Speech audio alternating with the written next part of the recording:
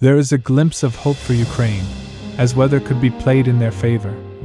It's day 473 of Russia's operation in Ukraine. Let's dive deeper. Starting from the Vermievsky Ledge. After a couple of days of silence, Ukrainian forces launched multiple attacks around the ledge. Units of the 23rd, 31st and 37th Brigade carried out this attack. They attacked in the same manner as I pointed out in my previous video.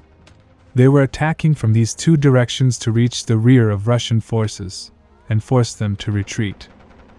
So at first they launched a massive attack on Urozhny. In this attack they did something different to bypass a couple of Russian positions. As per report, they were able to reach the village, as fights were reported at the outskirts. It is still not confirmed that Ukraine actually managed to capture this area. But this attack caused a chain reaction. Due to this advance, Russian forces stationed in Neskikny were at risk of encirclement. So units stationed there decided to retreat to heights around the area. As per report, Ukrainian forces were able to capture Neskikny and Blahodatny. Now simultaneously Ukrainian forces tried to take Novodonetsk, but this time Russian forces detected them from far away and fired heavy artillery at them. As a result, the Ukrainian column retreated. Now on the left side, Ukrainian forces launched an attack on Novodorivka and Stepov. At both places they were successfully repelled by Russian forces. As you can see, they are planning to encircle Russian positions. Now if we look at topographic map, front line looks something like this. Neskikny and Blahodatny are located here.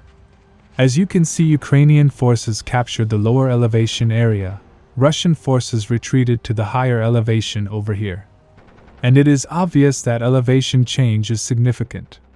Ukrainian forces need to make further advance, otherwise they can be an easy target of Russian ATGMs. Reports are coming that the southern front is experiencing rain. So Russian aviation is not able to conduct sorties. And rain is expected for at least a couple of days. If Ukraine is smart enough, then they can use this as their advantage.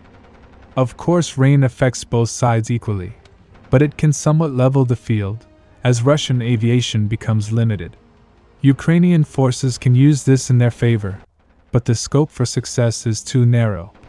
Once fields become muddy, they will have a hard time reinforcing their advance. I am not saying Ukraine will certainly make advances. All I am saying is the situation can be turned into their favor. Now if we look at the deep state map, then you can see they have also reported this advance. And to many people who say deep state is having OPSEC, that is not true. They in fact report Ukrainian advance when it occurs. Now in other areas of the southern front, Ukrainian forces continue to launch attack after attack.